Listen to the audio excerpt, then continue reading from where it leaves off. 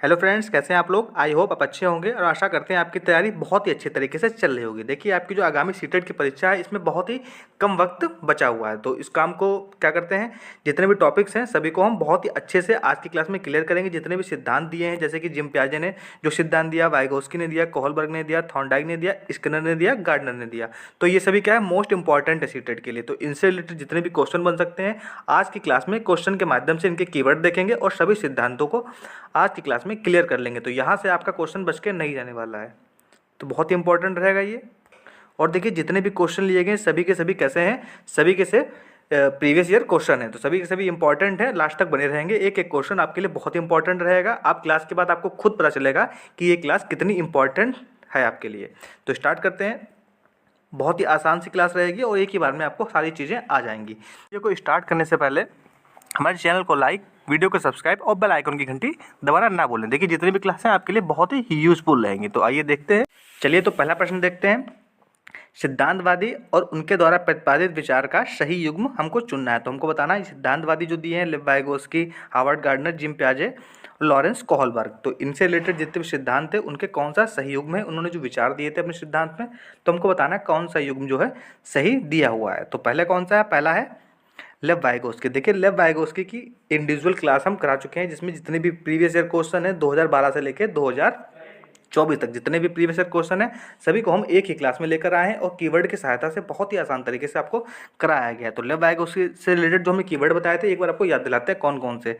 जैसे कि था जेडपीडी, तो जेडपीडी क्या था, जोन ऑफ प्रॉक्सिमल डेवलपमेंट। अगर इससे रिलेटेड क्वेश्चन आ जाए तो आंसर क्या होगा, लेव वाइगोस्की होगा। ऐसे ही एमकेओ, मोर नॉलेजेबल अदर, तो ये किससे रिलेटेड है, ये भी लेव वाइगोस्की से रिलेटेड है। इसके अलावा सामाजिक आ जाए, सांस्कृतिक आ जाए, सहयोगी आ जाए, परस्पर या पार्ट, इसके फोल्डिंग, ये सभी जो कीवर्ड हैं ये किससे रिलेटेड हैं, तो ये लेव वाइगोस्की से रिलेटेड हैं। तो इससे रिलेटेड जितने भी क्वेश्चन बनेंगे वो आपस में एक दूसरे के संदर्भ में होंगे। तो अब आपका आंसर क्या हो जाएगा, आपका आंसर हो जाएगा लेव वाइगोस्की।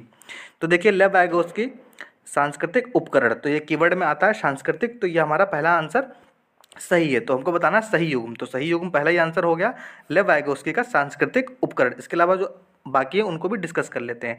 नेक्स्ट है हार्वर्ड गार्डनर। देखिए, हार्वर्ड गार्डनर ने क्या किया था, हार्वर्ड गार्डनर ने बहुबुद्धि का सिद्धांत दिया था। कौन सा सिद्धांत दिया था, हार्वर्ड गार्डनर ने बहुबुद्धि का सिद्धांत दिया था। देखिए, जी घटक बुद्धि, ये हार्वर्ड गार्डनर ने नहीं दिया था। तो ये किसने दिया था, ये दिया था स्पीयरमैन ने। किसने दिया था, ये दिया था स्पीयरमैन ने। तो जी घटक बुद्धि का सिद्धांत किसने दिया था, स्पीयरमैन ने दिया था। देखिए, अगला है जिन पियाजे। जिन पियाजे ने कौन सा सिद्धांत दिया था, संज्ञानात्मक विकास का सिद्धांत दिया था। देखिए, पाड़ इन्होंने नहीं दिया था, जिसको इसके फोल्डिंग बोलते हैं। तो पाड़ किसने दिया था, पाड़ दिया था लेव वाइगोस्की ने। जो नेक्स्ट है लॉरेंस कोहलबर्ग, इन्होंने क्या दिया था, नैतिक विकास का सिद्धांत दिया था। इन्होंने संवेगात्मक परिपक्वता नहीं दिया था। तो आपका आंसर इसमें क्या बताना है, कौन सा युग्म सही है। तो सही युग्म कौन सा है, सही युग्म पहला है लेव वाइगोस्की, जिसका है सांस्कृतिक उपकरण। तो पहला ही आंसर सही हो गया, लेव वाइगोस्की। आगे बढ़ेंगे, नेक्स्ट क्वेश्चन देखेंगे। देखिए, अगला क्वेश्चन है, लॉरेंस कोहलबर्ग ने बच्चों तथा वयस्कों में नैतिक तर्क का मूल्यांकन के लिए किसका उपयोग किया। तो किसका उपयोग किया था हमको बताना है। देखिए, लॉरेंस कोहलबर्ग ने नैतिक विकास में जो वयस्कों में नैतिक तर्क मूल्यांकन के लिए क्या किया था, स्टोरी बताई थी, परिकल्पना की थी। तो इसका आंसर पहला हो जाएगा, परिकल्पित स्थितियां बताई थी, उसके अकॉर्डिंग उन्होंने अपना सिद्धांत दिया था। तो इसका आंसर पहला हो जाएगा, परिकल्पित स्थितियां। देखिए, कागज कलम आधारित परीक्षा नहीं होगा, चित्रकला नहीं होगा, रिपोर्ट कार्ड्स नहीं होगा। तो पहला आंसर सही है, परिकल्पित स्थितियां। आगे बढ़ेंगे, नेक्स्ट क्वेश्चन देखते हैं। देखिए, नेक्स्ट क्वेश्चन लेव वाइगोस्की से रिलेटेड है। लेव वाइगोस्की के अनुसार शिक्षण अधिगम की कौन सी विधि अधिगम में समुन्नत है। समुन्नत का मतलब हो गया कौन सी उसको आगे बढ़ाती है या प्रमोट करती है। तो हमको बताना है। तो लेव वाइगोस्की से रिलेटेड जो हमने कीवर्ड बताए थे, कीवर्ड आपको कौन कौन से बताए थे, एमकेओ, सामाजिक, जेडपीडी, सहयोगी, सहभागी। तो इसका आंसर सीधे तौर पे क्या हो गया, सहभागी हो जाएगा। आपको बाकी कुछ देखना ही नहीं है। लेव वाइगोत्स्की से रिलेटेड जितने कीवर्ड बताए हैं आप उन पर फोकस करिए और डायरेक्ट सीधे आंख बंद करके आंसर लगा दीजिए। आपका आंसर जो है 100% सही होगा। आगे बढ़ेंगे, नेक्स्ट क्वेश्चन देखेंगे। देखिए, अगला क्वेश्चन है, जिम पियाजे के संज्ञानात्मक विकास के सिद्धांत के अनुसार बच्चे किस अवस्था में वस्तु स्थायित्व समझना प्रारंभ कर देते हैं। देखिए, यहाँ पे समझने योग्य क्या बात है, यहाँ पे क्वेश्चन दिया है प्रारंभ कर देते हैं। कब प्रारंभ करते हैं हमको ये बताना है। तो प्रारंभ कब करते हैं, संवेदी गामक में क्या करते हैं, प्रारंभ कर देते हैं। और कब होती है, पूर्व संक्रियात्मक तक होती है। तो कब स्टार्ट करते हैं, संवेदी गामक में स्टार्ट कर देते हैं। तो इसका आंसर क्या होना चाहिए, देखिए प्रारंभ पूछा गया, इसीलिए इसका आंसर पहला हो जाएगा संवेदी गामक। अगर ये पूछा जाता वस्तु स्थायित्व कब होता है, कब समझने लगते हैं, तो इसका आंसर ऑप्शन नंबर 2 हो जाता पूर्व संक्रियात्मक। लेकिन ये पूछा गया कब प्रारंभ करते हैं, तो ऑप्शन नंबर ए सही होगा, संवेदी गामक। आगे बढ़ेंगे, नेक्स्ट क्वेश्चन देखेंगे। देखिए जो अगला क्वेश्चन है 5वां नंबर क्या है, जिम प्याजे के सिद्धांत के अनुसार अगर एक स्कीमा संतुष्ट परिणाम नहीं देता है तो उत्पन्न होगा। देखिए संतुष्ट परिणाम जब नहीं देगा, तो संतुष्ट नहीं देगा तो क्या हो जाएगा, वो असंतुलित हो जाएगा, अनबैलेंस हो जाएगा। तो इसका आंसर नंबर बी सही हो जाएगा, असंतुलन। देखिए अनुकरण करना होता है, याद करना, तो ये नहीं होगा। संरक्षण भी नहीं होगा। विकास का समीपस्थ विकास क्षेत्र जेडपीडी जिसको बोलते हैं, जिसको किसने दिया था, लेव वाइगोस्की ने दिया था। जेडपीडी किसने दिया था, जिसको हिंदी में बोलते हैं समीपस्थ विकास का क्षेत्र, तो किसने दिया इसको, लेव वाइगोस्की ने दिया था। तो इसका आंसर ऑप्शन नंबर बी हो जाएगा, असंतुलन। आगे बढ़ेंगे, नेक्स्ट क्वेश्चन देखेंगे। देखिए क्वेश्चन नंबर 6 क्या है, तो अगला क्वेश्चन क्या है, जिम प्याजे के संज्ञानात्मक विकास सिद्धांत के अनुसार किस चरण पर अनिश्चित क्रियाएं, क्या पूछा गया, अनिश्चित क्रियाएं वे क्रियाएं होती हैं जिनमें किसी का कंट्रोल नहीं होता है। तो बच्चे की बात की गई, बच्चों का जिन पे कंट्रोल नहीं होता है, वैसे अधिगम का प्रधान और प्राथमिक माध्यम होती हैं। तो कब होती हैं जो अनिश्चित क्रियाएं होती हैं, वो कब होती हैं, जब बच्चा छोटा होता है, तो 0 से 2 साल की उम्र में होता है। तो 0 से 2 साल की उम्र कहाँ होती है, संवेदी गामक में। तो इसका आंसर पहला हो गया, संवेदी गामक। पूर्व संक्रियात्मक भी नहीं होगा, मूर्त संक्रियात्मक भी नहीं होगा, औपचारिक संक्रियात्मक भी नहीं होगा। तो इसका आंसर ए सही हो जाएगा, संवेदी गामक। अगले क्वेश्चन पे बढ़ते हैं, नेक्स्ट क्वेश्चन देखिए। अगला क्वेश्चन है, बहुबुद्धि सिद्धांत कहलाता है कि, तो क्या बहुबुद्धि सिद्धांत में क्या होता है, इसमें विभिन्न प्रकार की बुद्धि होती है। तो क्या होता है, इसमें विभिन्न प्रकार की बुद्धि होती है, जिसको किसने दिया है, इसको दिया है गार्डनर ने। तो गार्डनर ने क्या दिया है, बहुबुद्धि का सिद्धांत दिया है। तो ऑप्शन ए सही हो जाएगा, बुद्धि विभिन्न प्रकार की हो सकती है। तो बुद्धि विभिन्न प्रकार की हो सकती है, इसका आंसर पहले से हो जाएगा। बुद्धि को तेज नहीं किया जा सकता, गलत है। बुद्धि को सटीक रूप से मापा नहीं जा सकता, ये भी गलत है। सभी व्यक्तियों में बुद्धि का समान स्तर है, ऐसा गलत है। सभी में भिन्न भिन्न प्रकार की बुद्धि होती है। तो बहुबुद्धि का सिद्धांत पहला। आगे बढ़ते हैं, नेक्स्ट क्वेश्चन देखेंगे। देखिए अगला क्वेश्चन है, क्वेश्चन नंबर 8 क्या है, लॉरेंस कोहलबर्ग ने बच्चों और वयस्कों से संबंधित किस विषय की जांच की थी। तो किस विषय की जांच की थी इन्होंने, देखिए इन्होंने सिद्धांत दिया था, नैतिक विकास का सिद्धांत दिया था। तो जाहिर सी बात है इसका आंसर नंबर सी हो जाएगा, नैतिक तर्क का विकास। नैतिक तर्क का विकास इसका क्या हो जाएगा, आंसर हो जाएगा। लॉरेंस कोहलबर्ग ने वयस्कों और बच्चों से संबंधित इसी विषय की जाँच की थी, तो नैतिक तर्क का विकास किया था। दोनों बाकी सभी आंसर क्या हो जाएंगे, गलत हो जाएंगे। संज्ञानात्मक विकास का क्रम गलत हो जाएगा। अगले क्वेश्चन पे बढ़ेंगे।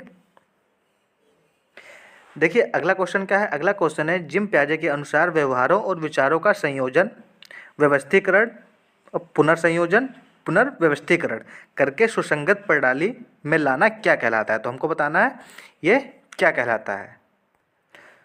तो असंतुलीकरण नहीं होगा, संकल्पन नहीं होगा, ऑप्शन नंबर सी सही हो जाएगा, क्या हो जाएगा, संगठन। तो ये क्या कहलाएगा, संगठन कहलाया जाएगा।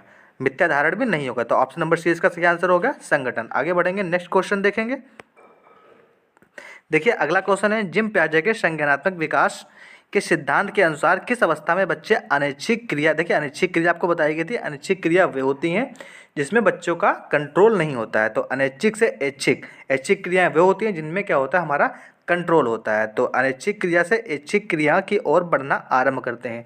तो किस अवस्था में क्या करते हैं, आरंभ करते हैं उसकी ओर बढ़ना, ये पूछा गया है। तो किस में आरंभ करते हैं, ना कि किस में होती हैं ऐच्छिक क्रियाएं, किस में आरंभ करते हैं। तो आरंभ किस में करते हैं, तो ऑप्शन नंबर ए सही हो जाएगा, संवेदी गामक। आगे बढ़ेंगे नेक्स्ट क्वेश्चन पे।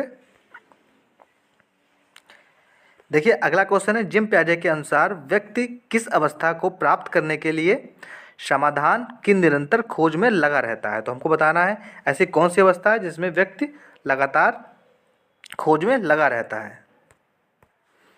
तो इसका आंसर ऑप्शन नंबर ए सही हो जाएगा, संतुलन। तो समाधान की खोज में निरंतर लगा रहता है किसमें, संतुलन में। तो ऑप्शन नंबर ए सही हो जाएगा। असंतुलन नहीं होगा, आत्मसातकरण नहीं होगा, समंजन नहीं होगा। तो ऑप्शन नंबर ए सही है, संतुलन। आगे बढ़ेंगे, नेक्स्ट क्वेश्चन देखेंगे।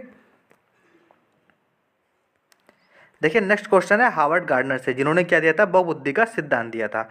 तो हावर्ड गार्डनर ने अपने बहुबुद्धि सिद्धांत में निम्न में से किस बुद्धि को शामिल नहीं किया है? तो हमको बताना है प्राकृतिक बुद्धि, स्थानिक बुद्धि, बोधन बुद्धि और अंतर वैयक्तिक बुद्धि, इनमें से कौन सी बुद्धि को उन्होंने शामिल नहीं किया था? तो इन्होंने कितने 8 प्रकार की बुद्धि दी थी। 8 प्रकार की बुद्धि को हम देखेंगे। पहले क्या है, एनसीईआरटी के अनुसार हावर्ड गार्डनर ने 8 प्रकार की बुद्धि विकसित की थी जो कि निम्न है। तो कौन कौन सी 8 प्रकार की बुद्धि दी थी? पहली है भाषाई बुद्धि, दूसरी है सांगीतिक बुद्धि।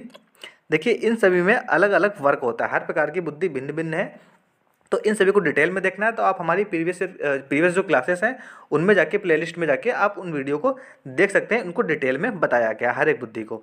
स्थानिक बुद्धि, अंतर्वैयक्तिक बुद्धि, तार्किक बुद्धि, दैहिक बुद्धि और अंतर्वैयक्तिक बुद्धि, प्राकृतिक बुद्धि। तो इस प्रकार से 8 प्रकार की बुद्धि क्या है दी गई है। तो 8 बुद्धियों को देख लिया हमने। तो इनमें से कौन सी नहीं दी गई? तो हमको इसमें कौन कौन सी नहीं मिली थी? हमारी प्राकृतिक बुद्धि भी उसमें दी थी, स्थानिक बुद्धि भी दी थी, लेकिन बोधन बुद्धि वहाँ पर नहीं थी। अंतर्वैयक्तिक भी बुद्धि थी। तो इसमें कौन सा? ऑप्शन नंबर सी हो जाएगा। हमको नहीं बताना है, नेगेटिव बताना है। तो नेगेटिव यही हो गया, बोधन बुद्धि उसमें नहीं दिया है। तो इसका आंसर ऑप्शन नंबर सी बोधन बुद्धि हो जाएगा। आगे बढ़ेंगे, नेक्स्ट क्वेश्चन देखेंगे। देखिए अगला क्वेश्चन दिया हुआ, रजनी अपने दोस्तों को जैसे का तैसे मानसिकता के आधार पर जांचती है। तो जैसे कि तैसा, टिट फॉर टैट।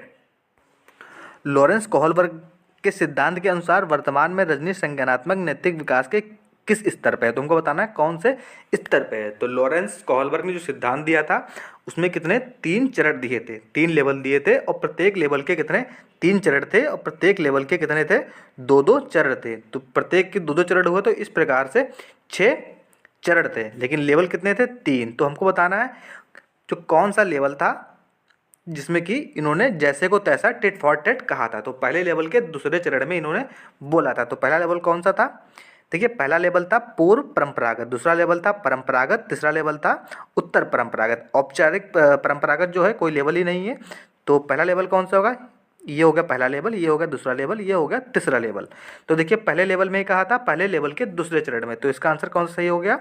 पूर्व परंपरागत। तो इसमें टिट फॉर टिट, जैसे को तैसे मानसिकता होती है। चलिए आगे बढ़ते हैं, नेक्स्ट क्वेश्चन देखते हैं। 14 नंबर, लेव वाइगोस्की के सिद्धांत को किस तरह से सिद्धांत माना गया है? तो देखिए लेव वाइगोस्की का सिद्धांत कौन सा? संज्ञानात्मक विकास का सामाजिक सांस्कृतिक सिद्धांत था इनका। तो ऑप्शन नंबर बी से हो जाएगा सामाजिक सांस्कृतिक। देखिए आपको पहले भी बताया गया, लेव वाइगोस्की से रिलेटेड जो कीवर्ड हैं उनको याद कर लीजिए, उससे बाहर क्वेश्चन आपका नहीं जाएगा। तो उन्होंने कौन कौन से बताए थे? सामाजिक बताया था, सांस्कृतिक बताया था, एमकेओ बताया था, जेडपीडी बताया था, इसके फोल्डिंग बताया था, परस्पर, अंतःक्रिया, सहयोगी, सहभागी। तो इस प्रकार के कुछ कीवर्ड थे जो कि जो प्रीवियस क्लास है उसमें कराई गई। तो उनको जाके आप देख सकते हैं लेव वाइगोत्स्की की, वहाँ पर आपको डिटेल में मिल जाएगा, उससे बाहर आपका क्वेश्चन नहीं जा सकता है। तो ऑप्शन नंबर बी सही होगा, सामाजिक सांस्कृतिक। आगे बढ़ेंगे, नेक्स्ट क्वेश्चन देखेंगे। लेव वाइगोस्की के अनुसार बच्चों में संज्ञानात्मक प्रक्रियाओं को किसके माध्यम से सुगमता दी जाती है? तो उसको बताना है किसके माध्यम से। तो लेव वाइगोस्की के जो कीवर्ड थे उसमें एक कीवर्ड था भाषा। तो ऑप्शन नंबर डी से हो जाएगा भाषा। आगे बढ़ेंगे, नेक्स्ट क्वेश्चन देखते हैं। तो क्वेश्चन नंबर 16 क्या है? सीखने के अंतर्दृष्टि सिद्धांत को निम्नलिखित में से किसने बढ़ावा दिया? तो किसने बढ़ावा दिया? तो ऑप्शन नंबर ए से हो जाएगा गेस्टाल्टवादी ने। गेस्टाल्टवादी ने बढ़ावा दिया, पावलव ने नहीं दिया, जिम पियाजे ने नहीं दिया, वाइगोत्स्की ने नहीं दिया। तो इसका आंसर नंबर ए से हो जाएगा गेस्टाल्टवादी। इन्होंने क्या किया था? सीखने के अंतर्दृष्टि सिद्धांत को बढ़ावा दिया। अगला क्वेश्चन 17 नंबर है, उसको देखेंगे। निम्नलिखित में से किसने अधिगम सिद्धांत का प्रतिपादन नहीं किया? तो अधिगम सिद्धांत क्या होता है? अधिगम सिद्धांत होता है सीखने का सिद्धांत। क्या होता है? सीखने का सिद्धांत। तो सीखने का सिद्धांत का प्रतिपादन निम्न में से किसने नहीं किया? तो स्किनर ने किया था, कोहलर ने भी किया था, थॉर्नडाइक ने भी किया था। लेकिन जो ब्लूम है इन्होंने क्या था? टेक्स्टोनॉमी दी थी। इन्होंने क्या दिया था? सीखने के उद्देश्य दिए थे, टेक्स्टोनॉमी दी थी। तो इन्होंने क्या किया? प्रतिपादन नहीं किया था। तो इसका आंसर कौन सा हो जाएगा? ऑप्शन नंबर डी से हो जाएगा बीएस ब्लूम। आगे बढ़ेंगे, नेक्स्ट क्वेश्चन देखते हैं। निम्नलिखित में से किस सिद्धांत को पुनर्बलन का सिद्धांत भी कहते हैं? तो पुनर्बलन का सिद्धांत किसको कहते हैं? तो पुनर्वसन जो बलन का सिद्धांत है किसको बोलते हैं? क्रिया प्रसूत अनुबंधन सिद्धांत को क्या बोलते हैं? पुनर्बलन का सिद्धांत भी बोलते हैं। जिसको किसने दिया? जिसको दिया था बीएफ स्किनर ने। किसने दिया? बीएफ स्किनर ने दिया। तो इसका आंसर नंबर 3 से हो जाएगा क्रिया प्रसूत अनुबंधन का सिद्धांत, जिसको पुनर्बलन का सिद्धांत कहते हैं, जिसको बीएफ स्किनर ने दिया था। उद्दीपक अनुक्रिया सिद्धांत नहीं होगा, शास्त्रीय अनुबंधन सिद्धांत नहीं होगा, सूज का सिद्धांत भी नहीं होगा। तो ऑप्शन नंबर सी सही है। आगे बढ़ेंगे, नेक्स्ट क्वेश्चन देखते हैं। अगला क्वेश्चन है 19 नंबर। हावर्ड गार्डनर के अनुसार एक अच्छा कवि और लेखक होने के लिए एक व्यक्ति में किस प्रकार की बुद्धि होनी चाहिए? तो देखिए, कवि और लेखक होने के लिए उसको भाषा का ज्ञान अच्छा होना चाहिए, तभी वो अच्छा लेखक और कवि हो सकता है। तो ये किस प्रकार की बुद्धि होगी? भाषाई बुद्धि होगी। तो इसका आंसर नंबर 2 से हो जाएगा भाषाई बुद्धि। अंतःवैयक्तिक नहीं होगी, शारीरिक गतिविधि वाली नहीं होगी, दिशाई तो कोई होती ही नहीं है। तो इस प्रकार से ऑप्शन नंबर 2 सही हो गया, भाषाई बुद्धि। नेक्स्ट क्वेश्चन देखते हैं। देखिए, अगला क्वेश्चन है क्रिया प्रसूत अनुबंधन का दूसरा नाम क्या है? तो हमको बताना है क्रिया प्रसूत अनुबंधन को हम और किस नाम से जानते हैं। तो और किस नाम से जानते हैं? नैमित्तिक अनुबंधन। क्या बोलते हैं? नैमित्तिक अनुबंधन। देखिए, कभी कभी क्वेश्चन क्या पूछते जाता है, नैमित्तिक अनुबंधन का सिद्धांत किसने दिया था? अगर नाम चेंज कर देंगे तो आप वहाँ पे कंफ्यूज हो जाएंगे। तो याद कर लेंगे, नैमित्तिक अनुबंधन का सिद्धांत किसने दिया? बीएफ स्किनर ने दिया। नैमित्तिक अनुबंधन का सिद्धांत और क्रिया प्रसूत का सिद्धांत दोनों क्या है? एक ही सिद्धांत है। नेक्स्ट क्वेश्चन देखते हैं। देखिए, अगला क्वेश्चन है 21 नंबर। 21 नंबर देखते हैं। जिन पियाजे के संज्ञानात्मक विकास के सिद्धांत के अनुसार अध्यापक को किस अवस्था में क्रमबद्धता से संबंधित प्रश्न हल करने के लिए देना चाहिए? यहाँ पे किससे बात की गई? क्रमबद्धता की बात की गई। तो क्रमबद्धता, देखिए क्रमबद्धता क्या होता है? जहाँ पे तार्किक बुद्धि का विकास होता है। तार्किक बुद्धि का विकास होती है, तार्किक क्षमता बच्चों के अंदर बढ़ती है। तो वो कहाँ पे बढ़ती है? मूर्त संक्रियात्मक में। किसमें बढ़ती है? मूर्त संक्रियात्मक में क्या होता है? क्रमबद्धता, तार्किक बुद्धि का विकास होने लगता है। तो ऑप्शन नंबर तीसरा सही हो जाएगा, सी, जो कि है मूर्त संक्रियात्मक। आगे बढ़ते हैं, नेक्स्ट क्वेश्चन। अगला क्वेश्चन है निम्नलिखित में से कौन सा थॉर्नडाइक के अधिगम के प्राथमिक नियमों में शामिल नहीं है? देखिए, थॉर्नडाइक ने जो है अपना नियम दिया था, तो उनके नियम में कौन कौन से थे? उन्होंने मुख्य नियम दिए थे। मुख्य नियम उनके 3 थे और गौड़ नियम उनके 5 थे। तो मुख्य नियम, जिनको प्राथमिक नियम बोलते हैं, तो प्राथमिक नियम में कौन से थे? अभ्यास का नियम था, प्रभाव का नियम था और तत्परता का नियम था। ठीक है, साचारता का स्थानांतरण का नियम नहीं था।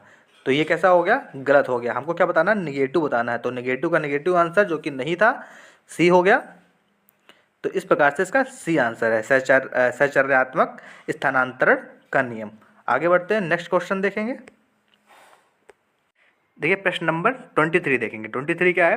थॉर्नडाइक ने अपने सिद्धांत को किस शीर्षक से सिद्ध किया? हमको बताना है किस शीर्षक से उन्होंने अपने सिद्धांत को दिया था।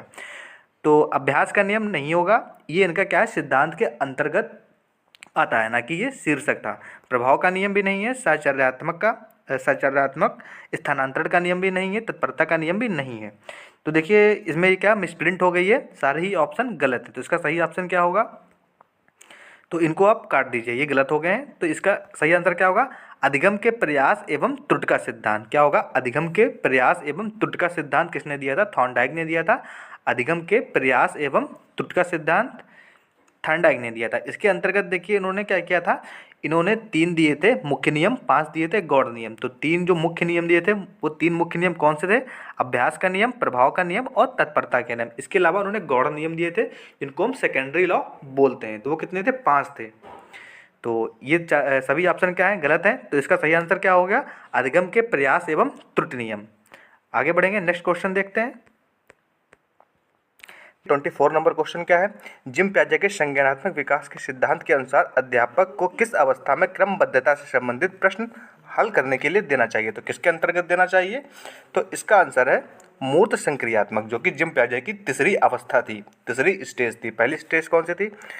संवेदीगामक, दूसरी पूर्व संक्रियात्मक, तीसरी मूर्त संक्रियात्मक और चौथी थी औपचारिक संक्रियात्मक। जो तीसरी अवस्था थी, इसके अंदर क्या होता है?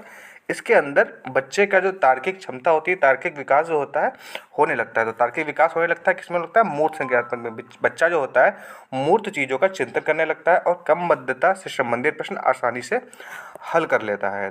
तो क्वेश्चन नंबर 24 का आंसर हो गया मूर्त संक्रियात्मक।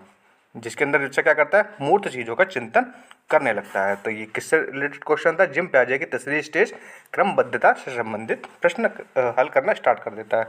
नेक्स्ट क्वेश्चन देखते हैं। देखिए नेक्स्ट क्वेश्चन जो है लेव वाइगोत्स्की से रिलेटेड है। तो लेव वाइगोत्स्की ने निम्न में से कौन सा सिद्धांत दिया है। तो पहला ऑप्शन है नैतिक विकास का संज्ञानात्मक सिद्धांत, दूसरा है व्यक्तित्व विकास का मनोवैज्ञानिक सिद्धांत, तो ये दोनों ही गलत है। तीसरा है संज्ञानात्मक विकास का सामाजिक सांस्कृतिक सिद्धांत। तो थर्ड ऑप्शन इसका करेक्ट आंसर है संज्ञानात्मक विकास का सामाजिक सांस्कृतिक सिद्धांत। चौथा भी गलत है लगाव का। तो देखिए लेव वाइगोत्स्की से रिलेटेड क्वेश्चन। तो लेव वाइगोत्स्की ने क्या था, कुछ कीवर्ड दिए थे जैसे कि सामाजिक, सांस्कृतिक, इसी प्रकार से और भी कीवर्ड थे जैसे कि सहयोगी, परस्पर, अंतःक्रिया, जेडपीडी और एमकेओ। तो ये कैसे है, कीवर्ड है, जहाँ कहीं भी कीवर्ड दिख जाए तो लेव वाइगोत्स्की इसका आंसर होगा। देखिए इससे रिलेटेड जो क्लास है, जो प्रीवियस क्लासेस है उनमें जाके आप देख सकते हैं, और डिटेल में क्लास है, वहाँ से आपको 100% बेनिफिट होगा और 2 से 4 नंबर आपने कन्फर्म कर लेंगे। तो इसका आंसर क्वेश्चन नंबर थर्ड है सी, संज्ञानात्मक विकास का सामाजिक सांस्कृतिक सिद्धांत। नेक्स्ट क्वेश्चन देखते हैं 26 नंबर। देखिए 26 नंबर क्वेश्चन है, निम्नलिखित में से कौन सा सीखने का मुख्य नियमों में शामिल नहीं है। तो थॉर्नडाइक ने जो मुख्य नियम दिए थे, तो मुख्य नियम कौन कौन से दिए थे। तो पहले तो बात करते हैं मुख्य नियम का नाम क्या था, मुख्य नियम का शीर्षक क्या था। तो अभ्यास और त्रुटि का नियम था, जिसके अंतर्गत पहला नियम था तत्परता का नियम, जिसको लॉ ऑफ रेडीनेस बोलते हैं। दूसरा था अभ्यास का नियम, जिसे प्रैक्टिस ऑफ लॉ बोलते हैं। और थर्ड था प्रभाव का नियम, जिसको लॉ ऑफ इफेक्ट बोलते हैं। तो जो ये तीसरे नंबर पे दिया हुआ है, ये इसमें शामिल नहीं था। ये मुख्य नियम में जो प्राथमिक नियम थे उसमें ये शामिल नहीं था। तो क्या था ये, बहु अनुक्रिया का नियम, जो कि सेकेंडरी लॉ है, थॉर्नडाइक का ही लॉ है, लेकिन ये सेकेंडरी के अंतर्गत आता है। प्राथमिक में ये तीनों आते हैं, तो ये गॉड नियम हो गया। तो ये गलत है। तो हमको इसमें आंसर निगेटिव बताना है, तो इसका निगेटिव टर्म में यही है, जो कि नहीं था। ये कैसा था, गॉड नियम था, ये मुख्य नियम या प्राथमिक नियम नहीं था। नेक्स्ट क्वेश्चन देखते हैं। देखिए अगला क्वेश्चन है क्वेश्चन नंबर 27। व्यवहार के कारण व्यवहार में परिवर्तन अधिगम, ये किसने कहा है। तो व्यवहार के कारण, तो व्यवहार यहाँ पर 2 बार आ रहा है। तो व्यवहार के कारण व्यवहार में परिवर्तन का अधिगम है, ये किसने कहा, ये स्टेटमेंट है। देखिए स्टेटमेंट से रिलेटेड सीटेट में क्वेश्चन देखने को मिल जाते हैं, तो स्टेटमेंट पे एक बार नज़र आप जरूर डालेंगे। तो व्यवहार के कारण व्यवहार में परिवर्तन किसने कहा है, गिलफोर्ड ने कहा है। तो ऑप्शन नंबर ए सही हो जाएगा। वुडवर्थ में नहीं होगा, वुडवर्थ भी नहीं होगा, क्रो भी नहीं, स्किनर भी नहीं। तो ऑप्शन नंबर ए गिलफोर्ड सही हो जाएगा। नेक्स्ट क्वेश्चन देखते हैं नंबर 28 देखते हैं। 28 क्वेश्चन नंबर क्या था, क्रिया प्रसूत अनुबंधन सिद्धांत किसने प्रतिपादित किया था। तो क्रिया प्रसूत अनुबंधन सिद्धांत किसने दिया था, ये दिया था स्किनर ने। किसने दिया था, स्किनर ने। तो Skinner is the correct answer.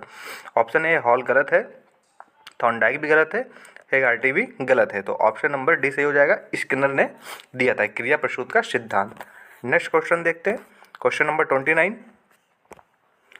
तो 29 नंबर क्वेश्चन है, निम्नलिखित में से कौन सा युग्म सही है। हमको बताना है कौन सा युग्म इसमें से सही है। तो सीखने का उद्दीपक अनुक्रिया का सिद्धांत, नहीं सॉरी, हमको इसमें बताना है कौन सा युग्म सही नहीं है। हमको नहीं वाला बताना है, गलत बताना है। तो सीखने का उद्दीपक अनुक्रिया का सिद्धांत क्या थॉर्नडाइक ने दिया था। सीखने का क्रिया प्रसिद्ध का सिद्धांत क्या एफ स्किनर ने दिया था।